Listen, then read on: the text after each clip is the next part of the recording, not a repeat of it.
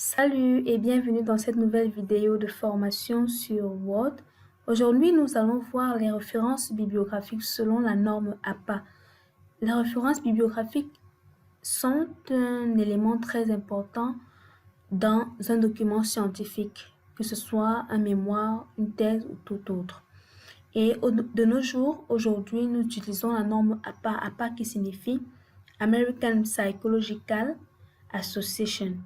En fait, ce sont des styles de citation les plus courants pour citer, autant pour moi, les sources dans un document.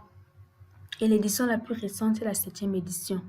Alors, nous verrons dans cette vidéo des moteurs de recherche pour bien effectuer nos recherches scientifiques. Oui, Google n'existe pas seulement, il y en a bien d'autres, à part Google, Yahoo et autres. Mais il y a des moteurs de recherche qui sont spécifiques pour des revues scientifiques, des thèses scientifiques et autres. Quels sont les logiciels de référence bibliographique qui nous facilitent la référence bibliographique et nous évitent de les écrire à la main? Et nous allons faire une mise en pratique et par la suite, quelques astuces et conseils débutants. Alors voici notre document. Nous avons compartimenté cela en une page réservée uniquement aux références bibliographiques. Ça suppose que lorsque nous citons dans le texte, la référence bibliographique doit être référencée au niveau de cette portion. Alors, allons dans notre navigateur. Là, nous avons le moteur de recherche Google, le plus répandu. Celui dont je vais vous parler, c'est le moteur de recherche Google Scholar. Scholar, le voici.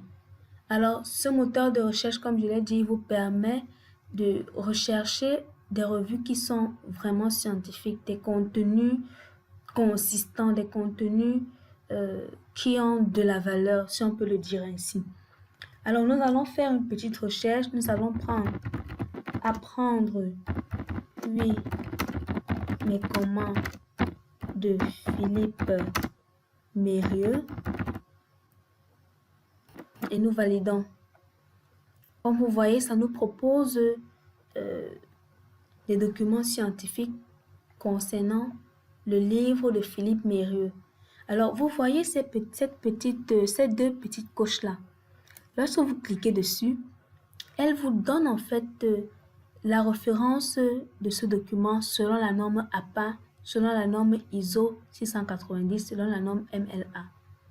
Donc, comme vous voyez, ça nous facilite la vie, ça nous évite parfois même d'aller dans le document, chercher où se trouve l'auteur, c'est en quelle date, ça donne directement l'information que nous voulons. Nous pouvons copier à pas, nous copions et nous allons coller dans notre référence bibliographique, simplement.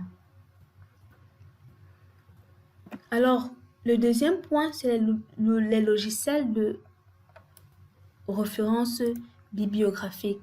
Et là, je vais vous parler du logiciel Zotero. Je mets tous les liens en barre de description pour que vous puissiez y accéder. Alors, Zotero, c'est un logiciel qui facilite le référencement.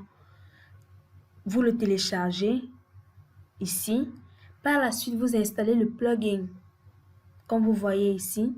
Et lorsque vous allez installer l'application, que vous verrez l'icône s'afficher au niveau de votre bureau, vous installez le plugin. Et lorsque vous allez installer le plugin qui va s'intégrer à votre navigateur, ici j'ai Google Chrome, vous allez voir ici cet insigne qui va apparaître, Zotero. Et lorsque ça apparaît et que vous avez votre logiciel Word, automatiquement l'onglet Zotero que vous voyez ici va apparaître, qui est constitué de deux éléments importants, Add Edit Citation et Add Edit Bibliographique. Alors, ouvrons notre logiciel Zotero. Le voici, il apparaît tel qu'il suit. Ici, vous avez la bibliothèque. Vous pouvez créer votre bibliothèque, une nouvelle collection, peut-être qui a le nom de votre mémoire.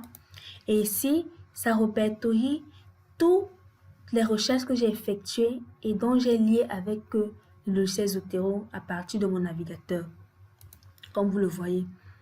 Et lorsque vous cliquez dessus, par exemple, apprendre oui mais comment, Ici, ça nous renvoie à toutes les informations que ça a pu recueillir. L'auteur, le titre, la date d'édition, par exemple, l'URL, si c'est un site web, consulter la date de consultation, à quelle heure, et ainsi de suite.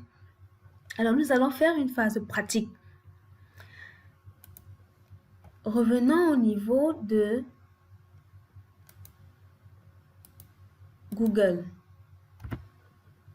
Nous allons saisir Google. Et là, nous allons prendre le même exemple.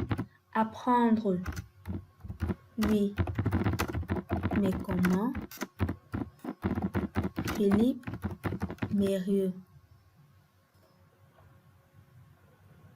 Là, ça nous donne la possibilité d'aller à ce niveau.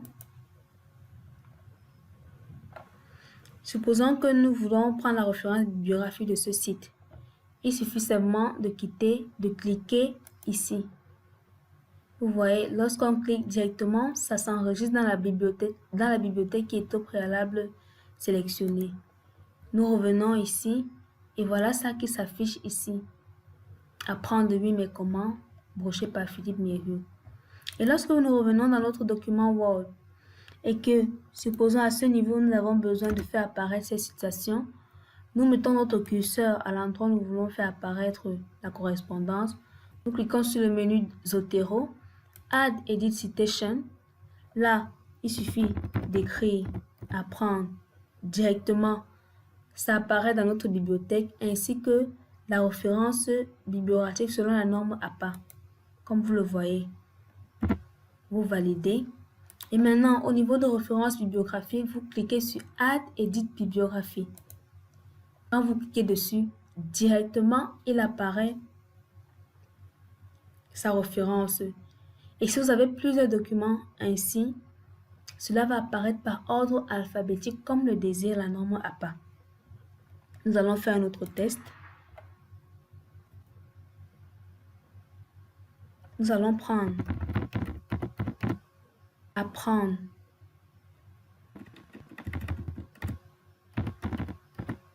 dictionnaire par exemple philosophique. Lorsque nous validons, vous voyez automatiquement juste à côté, ça a pris la position adéquate. Alors, donc voici quelques astuces importantes pour faire un bon référencement bibliographique. Je récapitule. Déjà, l'importance d'avoir le logiciel Zotero. Il existe bien d'autres logiciels comme EndNote, Paper, Citavi, mais Zotero est le plus utilisé selon moi et c'est celui que moi je préfère personnellement.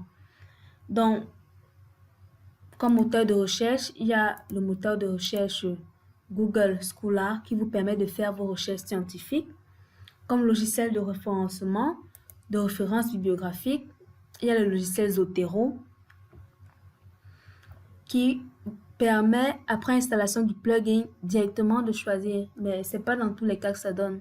Donc, il faudra parfois aller à l'intérieur du document, vous-même créer un nouveau document, vous-même créer ici un article de un document et entrer les informations, le nom, ainsi de suite et valider. Alors c'est tout pour cette vidéo, j'espère qu'elle vous a plu. Si vous avez appris quelque chose de nouveau, n'hésitez pas à me laisser les commentaires juste en bas, de me dire comment vous comptez, de me dire les difficultés que vous rencontrez dans la saisie d'un mémoire ou alors de tout autre document afin que je puisse faire des vidéos qui répondent à vos besoins.